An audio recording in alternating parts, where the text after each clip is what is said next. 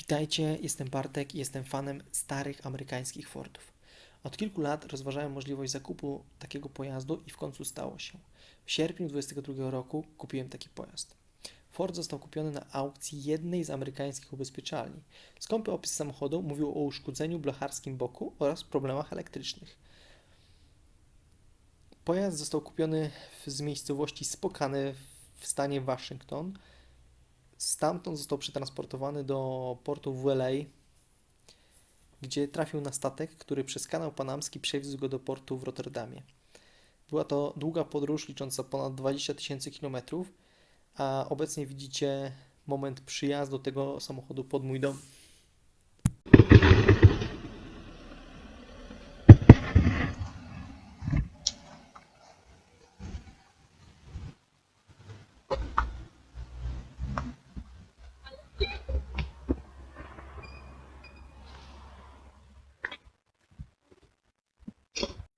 Kupując na takich aukcjach, zmuszeni jesteśmy podejmować decyzje na podstawie tylko kilku zdjęć oraz lakonicznego opisu samochodu. Dla mnie największą zagadką był stan podwozia oraz rodzaj uszkodzenia elektrycznego. Jakiś czas temu wyremontowałem jednego z moich europejskich Fordów, a potem żałowałem, że nie stworzyłem swoistego dziennika napraw. W przypadku remontu tego Forda postaram się zrobić taki dziennik, czego mam nadzieję będziecie świadkami.